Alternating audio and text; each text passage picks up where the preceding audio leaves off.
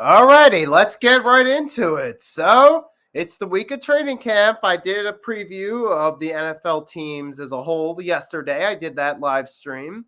It's my longest live stream to date. But now, today, I'm going to be doing, as I promised yesterday, a live stream specifically previewing the Philadelphia Eagles. As you see, I got my face paint on, I got my Eagles shirt on, got my gear ready, got the background ready. It's time to go. So you see the comments, the link to the StreamYard right there. That's the link if anyone wants to join in. You're invited to join this stream. So if anyone wants to come in, just click the link and you're more than welcome to join in. So I got the link there. I also got a poll right there. Since my first subject I'm going to talk about, I was going to do a little brief recap of the Eagles offseason and draft. That's why I put the first poll up asking you guys, give me your opinion on how would you grade the Eagles offseason. Just let me know by simply voting. If you think they got an A job, get A out. Can vote A, can vote B, can vote C. Whatever you think the Eagles did in the offseason, can let me know and vote in the poll. So now let's dive right into it. So the Philadelphia Eagles offseason. Obviously, they made a lot of moves this offseason, specifically on draft night and through free agency. Now, through free agency, we did get Hassan Riddick, former Temple alum, who was drafted in the 2017 draft by the Arizona Cardinals, which was held in Philadelphia, which he always points to as a proud highlight. You know he's excited to be a member of the Eagles. We can tell through his social media and through his interviews he's done since joining the Eagles, he's happy to be here. So we got him here. We also got Zach Pascoe, former wide receiver of the Indianapolis Colts, who's worked with Frank Reich and worked previously with Nick Cirianni. He's coming here as well. Shortly after the draft, we added James Bradbury IV to help out with the secondary with the loss of Steven Nelson to the Texans and Rodney McLeod to the Colts. But the secondary is still a little shaky. We tried to get Tyrann Mathieu, but we couldn't pull it off. But we did pull it. But then most importantly, draft night, we traded number 18 to the Tennessee Titans. And what did we get in return? A.J. Brown. So we got our number one wide receiver right there. So we got that right there. And also draft night, we got Jordan Davis, defensive line from Georgia. He's going to play a key role in the middle of the defensive line. Now, he's not the best piece in the world, but hey, he plays a key role if you put him in the middle of the defensive line. It forces teams to plan around him. Because if there's Jordan Davis in the middle of the defensive line, he's a presence and he can be a good run stopper and he can get pressure on the quarterback. They're going to have to plan around him. So that's something right there. That's where Jordan Davis can play a factor right there, and he can force other teams to change their strategy. And like I said, he can be a good run stopper too, so that's a good one right there. We also got Nakob Dean, linebacker. I was high on him in my mock drafts. Remember I did my little mock drafts through PFF, the Pro Football Focus. We got him as well. So we made some solid moves on draft night, plus the trade for A.J. Brown. So it's looking good right there. And we got a replacement for Jason Kelsey too, as well at center. So we got that. Right. What was this? But we had a solid draft overall. One of our better drafts we've had in quite some time.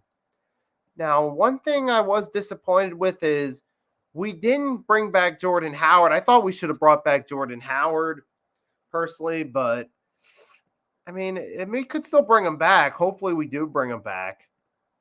But again, I got the poll up there on YouTube. If you're watching this on YouTube, the poll question is, what's your grade for the Eagles offseason?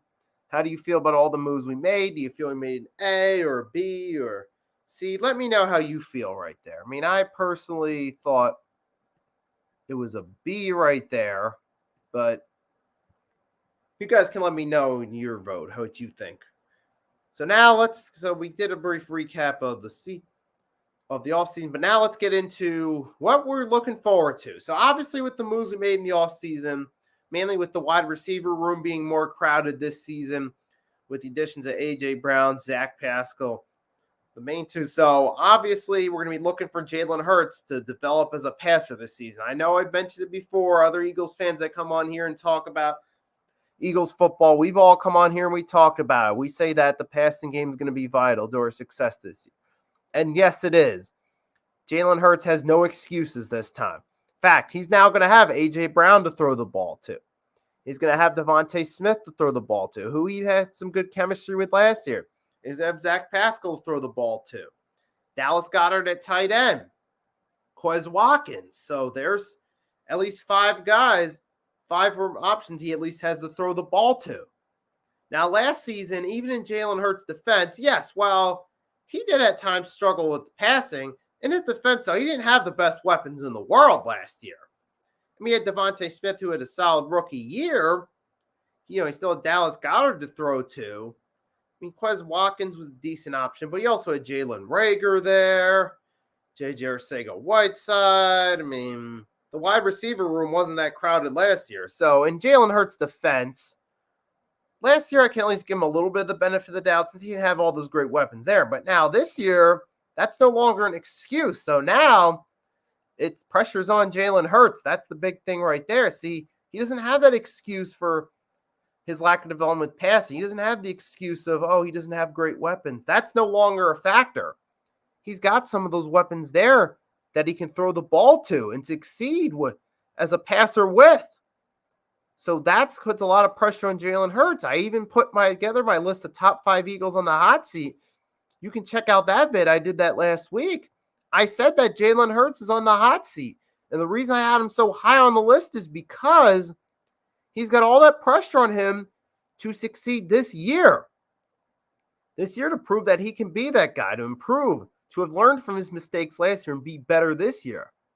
And now, keep in mind, with next year, with us having 2 first-round picks, there might be the mindset by Howie Roseman that, okay, if this doesn't really work out right here, if Jalen Hurts doesn't really play that great, then you know what?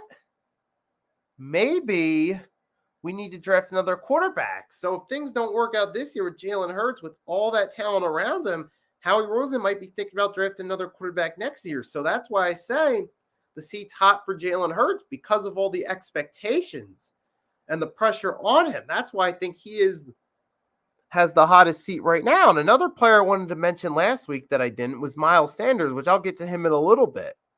I'll get to him in a few minutes.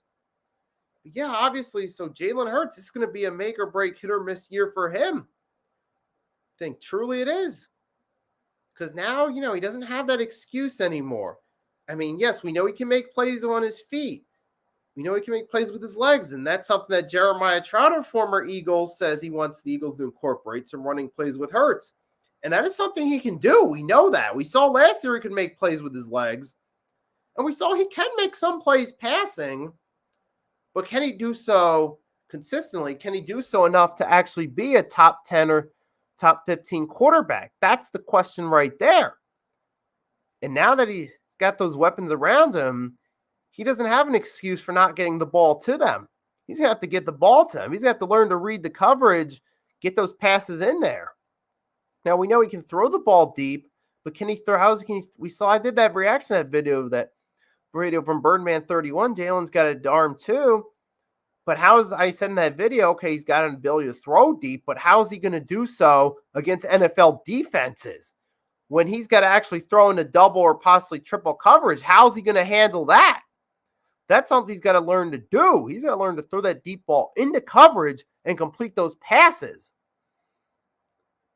That's something we got to see from Jalen Hurts this year. So that's another factor right there. That's something else we got to keep our eyes out for. It's the question, can Jalen Hurts get it done? I mean, I know there's a lot of question marks surrounding him, but once the season starts, all those questions go to the side. But I'm expecting realistically, my expectations for Jalen Hurts are to at least have a 3,000-yard passing season at least. That's my expectations for him. To stay healthy and have a 3,000-plus yard passing season. That's my expectations right there. So I'm putting that out there right now for everyone to hear. So I'm putting that out there. I can refer back to that throughout the season, but that's something I'm expecting right there. So I'm expecting the passing game to be a vital part of this team's success this season. Now, another key component to that success on the offensive side is the run game. Now, I promised I'd get to Miles Sanders, and I'm going to get to him right now. So with Miles Sanders, so here's the thing. He's entering a contract year. Now, we know he's a productive running back, but there's 2 things that are concerning about Miles Sanders. Ability to stay healthy his ability to hold on to the football. Those are the two things that are going to be concerning right there for Miles Sanders. Those two things right there. Because he's got to be able to hold on to the football. He can't be afford to be fumbling the ball. And he's got to be able to stay healthy. In order for Miles Sanders to truly be our back of the future and to truly stick with this Eagles team 2023 going forward, he's got to be able to stay healthy. He's got to be able to hold the ball. Now, we know he can play, but just being able to play enough isn't alone. It's about more than just talent. It's about durability. And that's one thing Miles Sanders has struggled with early in his career, and he's got to prove that he can just be stay healthy, and basic as that, simple as that. And yeah, he's got to be able to hold the ball better. He can't have that tiki-itis, I guess you call it, referring to Tiki Barber, where as good as he is, he fumbles the ball. That was because Tiki Barber, as talented a running back as he was, remember, his one weakness was holding the ball. And that is something he did work on. The last couple of years of his career, he got better at holding the ball, and he rarely fumbled late. Now, I'm hoping Miles Sanders can get better at it too. So that's something Miles Sanders is going to have to do as well this season. So it's going to be important, the run game, and we know that the run game can contribute. We know Boston Scott, he's a good number 2 back. We've seen that there. We know, what's his name? Oh, darn, just escaped my head. So we got Kenneth Gainwell. We know he's still on the roster. Oh, yeah, Kenneth Gainwell. We know we can use him in the offense too, if needed to. But we're going to need Miles Sanders to step up, and here you have a breakout year. If he can have a breakout year, okay, maybe he has a spot on this roster long term. But if he doesn't have that breakout year, to me, then he's just the guy that's good as some team's second string running back, where he can get some carries, at least be productive in their offense, but he's not going to be a true number 1 guy. That's if he doesn't pan out. So I think Miles Sanders, it's up to him to make it work this season. So Miles Sanders, this is his make or break year. Is he going to be a starter in the long haul, or is he going to go be another team's second string back? That's what I think right there. It's that year for Miles Sanders to determine that. So it's up for him. It's only up to Miles Sanders himself to prove that he's worth being here long term. I think he's got this year to prove it, whether or not he can be the guy at running back. So that's something else right there. I mean, our defensive line, hey, I mean, we got Derek Barnett there, but he's a concern. We're worried about him racking up penalty minutes. We know that's something he did last year. And obviously, we do got Jordan Davis. Hey, we incorporate him hey, we're going to have, he can really help us out on that defensive line. You know what I'm saying? So she lives up to expectations. You put him at the middle, he can be a good run stopper. Hey, he can, especially if he can get, and if on the passing game goes, as far as him defending against the pass at the center of the line, hey, he can rush the quarterback. He can force the quarterback to make careless throws. If he can quickly get to the quarterback, he can get those sacks, or he can force the quarterback to make reckless throws. So Jordan Davis there, someone who can help. We got Fletcher Cox is obviously back. He's one of the main faces of our defensive line, so it's good to have him back. We do have Branson Graham back, but here's the thing. He's returning off a major injury. He had a season-ending injury week 2 last season. You know, those season-ending injuries, a lot of players don't come back, and they're not always the same player afterward. So it's possible Branson Graham could come back. He might not be the same player again. I mean, it's just a possibility that's something we're a little bit concerned with, though. I mean, we hope Branson Graham returns and he's back to being Branson Graham again, but, there is that concern right there. Who else we got on the D line? So I also got the whole roster up on PhiladelphiaEagles.com, so I'm going to scan through that a little bit right there if you guys are wondering what I'm looking at. So we got Kobe Smith, but I'm not sure he's going to make the roster right there. We got Marlon Tupuola. We'll have to see what he does right there. I mean, he's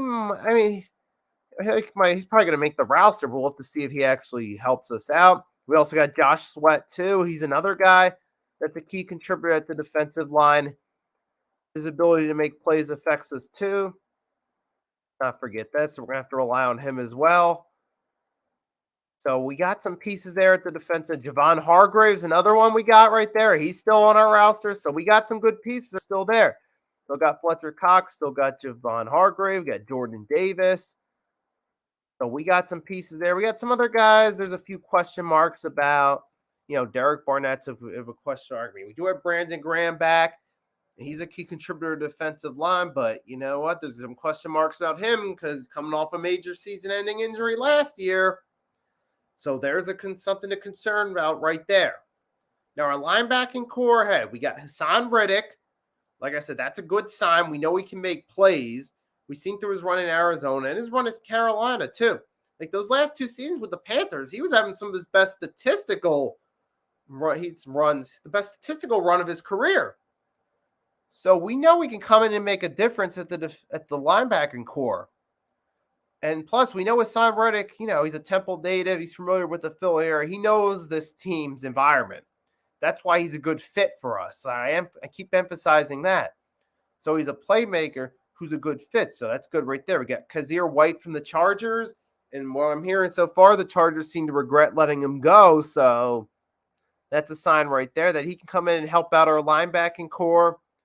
And plus, we got Nakob Dean. Now, he might not play an immediate role in the linebacker, but he could get incorporated into the lineup throughout the season. Hopefully, he'll play a role, but I'm expecting more from Jordan Davis at this point out of our draft picks than Nakob Dean. So, yeah, I mean, even though Nakob Dean can be used, but I'm not expecting as much from him, at least not early. Maybe later in the season he gets incorporated more and he does more to help us out. We'll have to see what happens right there. And we also got to keep in mind, too, with all positions, injuries can happen anytime. So it's also important. So we also got to look at the depth as well. We got Sean Bradley there as well. So we got TJ Edwards. I mean, those are some TJ Edwards. He's a name we're familiar with, but I'm not sure right there. I mean, they haven't really done anything to really catch my eyes and really stand out to me. So I don't know. We still got some big guys at linebacker. I mean, we know who they are. They're part of our team, but they haven't really done anything to impress me thus yet. But we do have some solid pieces there, especially, having Nakob Dean there. I mean, TJ Edwards, okay, he's solid. But then we also have Kazir White. So we got some solid pieces there to work with. Secondary, outside of Darius Slay Jr. and outside of James Bradbury, secondary, we still have some weak points right there. I mean, Marcus Epps is there. I mean, hopefully he'll have some time to improve and get better. Who else do it? Marcus Epps is there. He might be able to help us out a little bit, but he's not this guy that screams a game changer at all. Got Avonte Maddox is there. I mean, he's helped us out a little bit, but he's not the most impressive guy in the world. Zach McPherson, I mean, not the most impressive group in the world. You get rid of Darius Slay, James Bradbury, you kind of look at it, you're just like, yeah, it just feels like our linebacking core and our safety core, Kayvon Wallace, they're just kind of there. Austin Sportsman, thank you for coming through. I had already put up that poll right there, but actually, I did have a new poll. Thank you for posting that because it reminded me of something. Because I'm going to put that up right now. So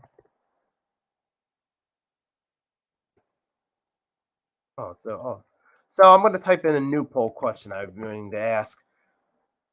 So here we go. Give me 1 second. I'll be right back to it.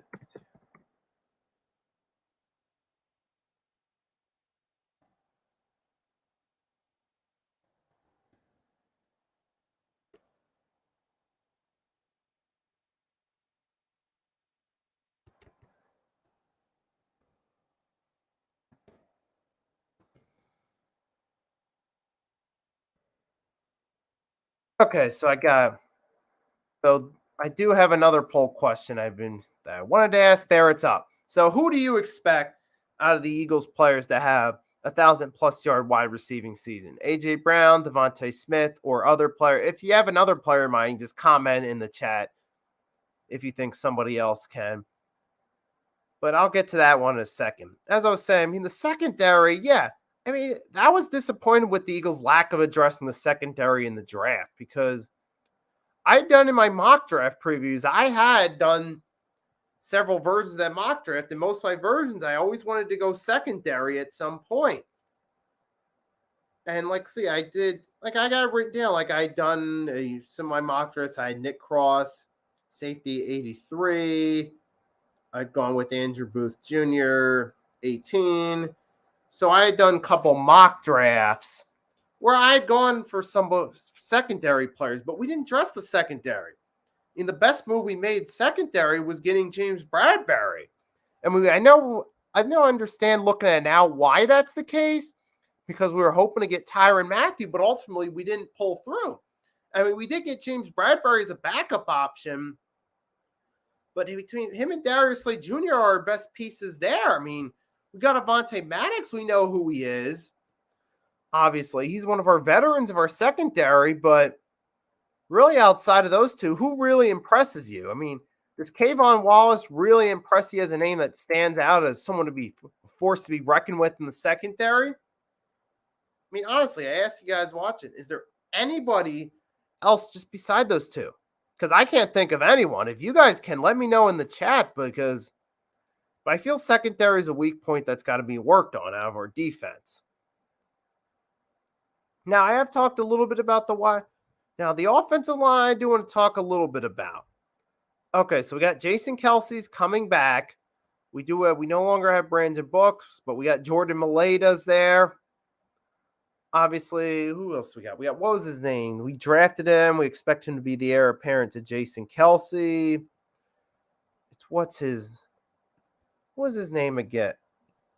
It was Cam. So we got Cam Jurgens. Yep, he was drafted from Nebraska. Got him at center. We got Jordan Maleta, of course. Jason Kelsey, Lane Johnson's back. So we got some more familiar names there. We got Isaac Samalos there. So we got a solid offensive line. Even with the retirement of Brandon Brooks, we have solid pieces at the offensive line as long as they can stay healthy. But that's one of the key things right there. So offensive line, I'm pretty much liking the offensive side. Like I pointed to the wide receivers before, but I speak of wide receivers, I have that new poll question up. The poll question is, who do you expect to have 1,000+ yard receiving season? Options are A.J. Brown, Devonta Smith, or other, which probably most likely isn't the case. But if anyone does, if you do think anybody else is going to have 1,000-yard+ receiving season, which I doubt, comment who in the chat, but I doubt that. But I think most likely A.J. Brown, because he's going to be the main receiver targeted on this team. And Devonta Smith, okay, we were expecting him to have close to 1,000-yard season last year. I'll talk about that when I'm still on this subject of wide receivers. 1,000-yard+ season last year. He came close to it, but he had a good season. But now as the number 2 receiver and A.J. Brown being the number 1 guy, he's probably not going to get to that line, but that's all right. Because we got more depth at wide receiver. Ultimately, it's more important to have depth at positions, especially in the passing game, when the passing game, especially in today's NFL, is a key, I emphasize again, key factor to team success. I'd rather have depth at wide receiver than to have a wide receiver who stat pads the entire season. I'd rather have that depth and have reliable options all throughout the passing game than to just have one wide receiver. I'm a fan of stat pad. That makes sense. I'm sure you guys feel the exact same way I do. But now, I'm going to switch gears in just a second.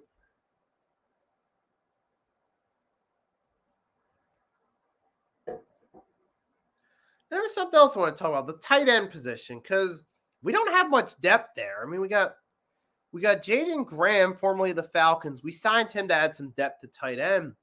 But at this point, so the tight end room right now, I got Dallas Godert, Grant Calcaterra, Tyree Jackson, Jaden Graham. Chance one of those guys isn't going to make the roster. High chance of that. So there's a high chance you're talking about someone there who doesn't make the roster.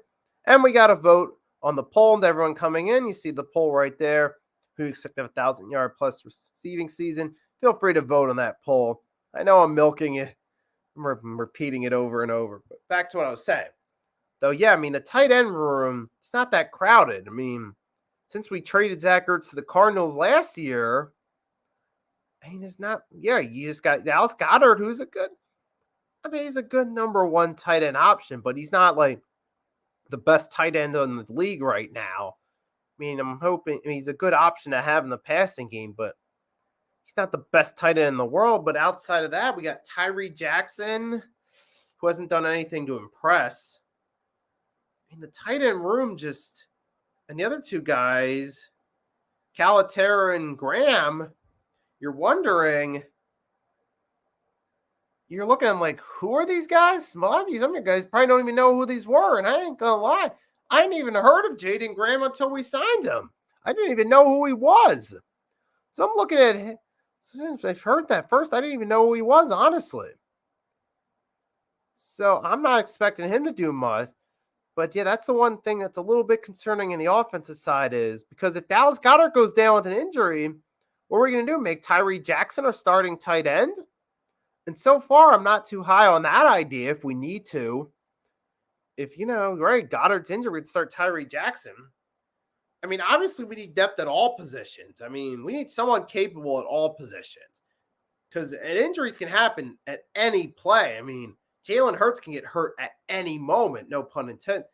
A.J. Brown can go down with an injury any moment. Jason Kelce can go down with an injury any moment.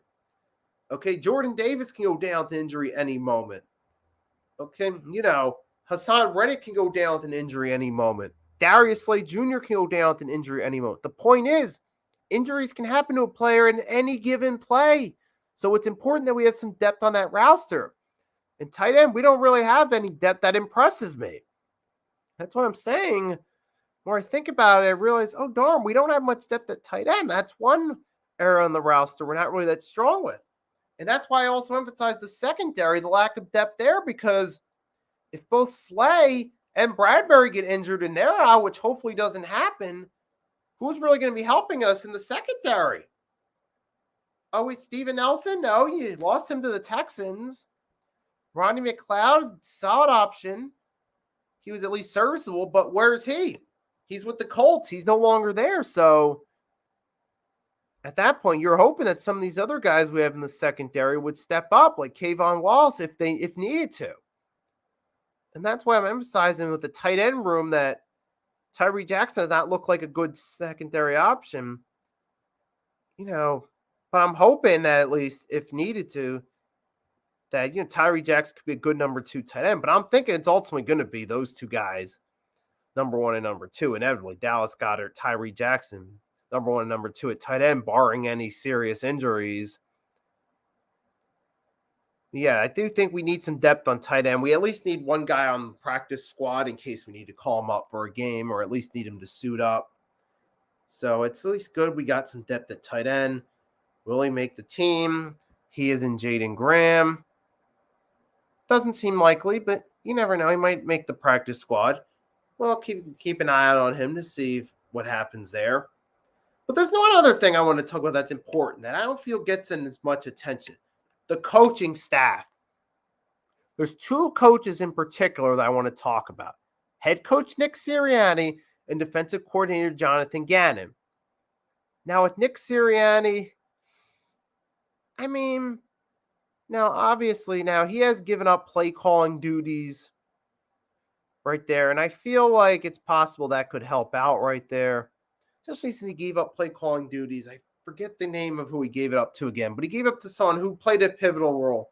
The guy gave up play calling duties to, if you guys remember, and you can comment in the chat and remind me, who's the name of the guy that's taken over play calling duties again? You just comment and remind me if you know who it is.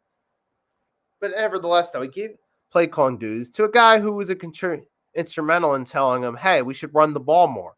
And once we started to run the ball more the second half of the season last year, we started to rattle off more wins.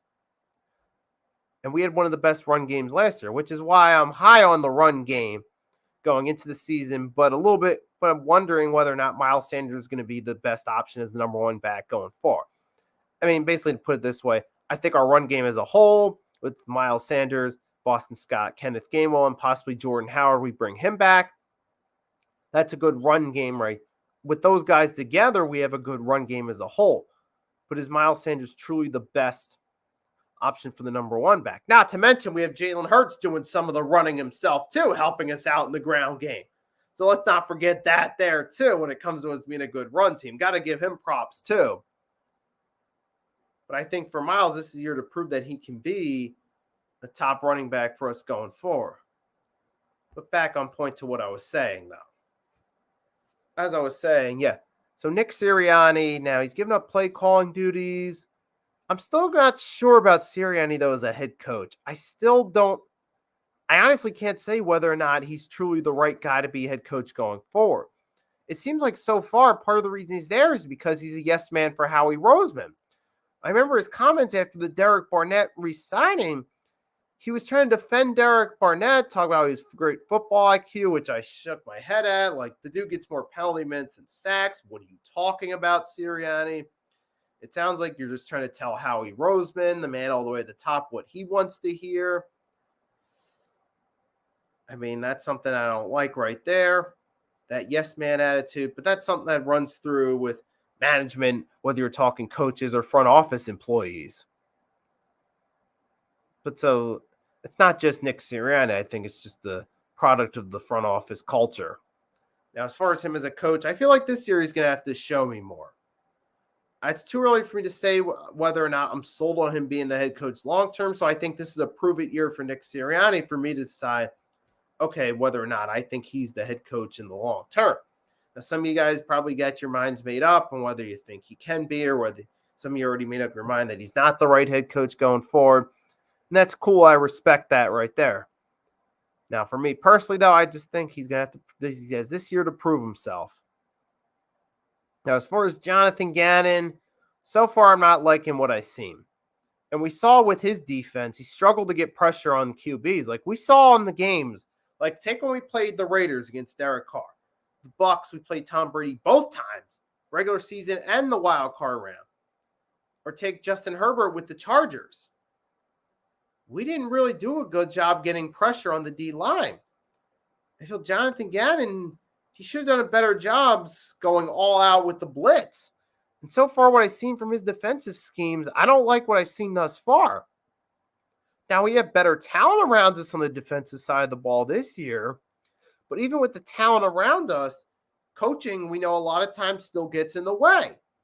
Like, take the Minnesota Vikings the past couple of years. Even with them having a talented roster around them, having Mike Zimmer as their coach, who was past his best years, it proved to be a problem, and it caused them to lose a lot of games.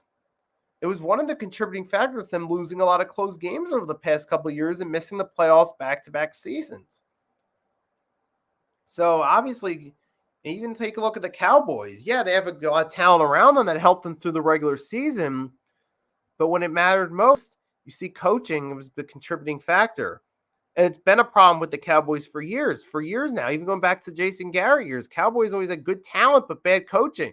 And bad coaching and bad management is one of the things that held them back.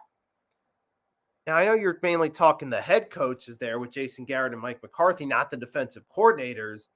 But I'm using the Cowboys and Vikings as examples of even with talent, bad coaching can be detrimental to a team. Now, I can take that. Now I'm taking that same principle right there and applying it to the Eagles defense with Jonathan Gannon. So far, what I've seen is a poor job coaching. And I'm hoping with some of these players around him, I'm hoping he at least learns and evolves and becomes a better defensive coordinator. And if not, though, I'm thinking it's a situation where the best of the defense comes because of the talent around them. And in spite of Jonathan Gannon being their defensive coordinator. I mean, as of right now, I just see Jonathan Gannon as a poor defensive coordinator, where if this team's defensive successes will come because of talent in spite of it. So I do feel like it's possible that if Jonathan Gannon really isn't cut out to be a defensive coordinator, his poor scheme fits and his poor job coaching up the team could be detrimental in spite of the talent around them. I'm hoping that's not the case. I hope I'm wrong right there. But you guys can let me know how you feel about it. But I'm hoping that Jonathan Gannon does a better job this season than he did last year. But as of right now, I'm not sold on Jonathan Gannon as a defensive coordinator. Again, I hope I'm wrong, but right now I'm not sold on it. And I'm thinking it's going to be up to the talent to make up for that right there. So that's how I feel about the coaching. Nick Sirianni, I feel like he's more of a Howie puppet, which could be a red flag. I mean, I feel like he did get better as a coach as the season went along last year, and I'm hoping that, hey, I dripped 215. I don't think anyone's sold on him. I believe you're referring to Jonathan Gannon. Yep, you're right on that one right there. Yep, you're right about that. And as I was saying, Sirianni, he did get better as the season went along last year. I'm hoping that translates over to this year. I'm hoping that we can say, hoping I can be sold on Nick Sirianni by the end of the season. Jonathan Gannon, no.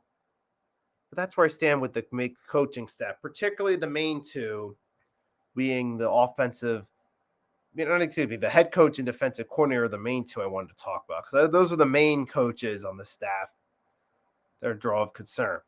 So now I'm going to get a few more minutes left before I go off. Now I'm going to give a few predictions for the season right there. Now we look at our schedule right here. I mean, we got twice against the Giants, of course, but based off the first game against the Giants last year, you never know. I still think Cowboys are the toughest team in the division that we face. But I do think we're in better position to beat the Cowboys this year than last year. So it's possible we could win 4 to 5 games against our division this year. We also got the AFC South, Texans and Jaguars. Those should be easy wins. But with Doug Peterson being the Jaguars coach, I kind of just get a feeling based on history, they might have a chance at beating us because Doug Peterson knows us well. He was our former head coach not that long ago, for crying out loud. This is only our second season since we parted ways with Doug Peterson. So being that he's the Jaguars coach, I think that gives them a better chance at beating us. So even though on paper we should roll through the Jaguars, you got to remember, though, that Doug Peterson factor could give them some leverage to possibly beat us. I mean, the Colts, we've beaten the Colts 3 straight times now, and we should be able to beat them this year. The Colts are a weaker team, I feel, this year than they were last year as a whole. And I think the Titans... I do think the Titans are weaker. Yeah, I feel like that whole AFC South is one of the weaker divisions in the NFL, so we could possibly win. They're all winnable games, I think. But I still have a little bit of a question mark about the Jags, only because it's Doug Peterson as their coach and he knows us. That's the only reason I have a question mark there and think that could be an upset. I mean, the Titans, I think for the Titans to have the best chance at competing this year, they're going to need Derrick Henry to play at MVP level. Truly. So, but I do think they're a weaker team. I do think it's a winnable game. Colts, I think, is a winnable game. So I do think those are 4 winnable games. I think Texans obviously being the easiest right there. We also got the NFC North. We got to play that whole division. Lions opening week. We play them on the road. That should be a win right there. So I look at the schedule because you got, of course, you got the Bears. Bears are in complete rebuild mode. I don't think they're going to do much this year, so that should be another winnable game.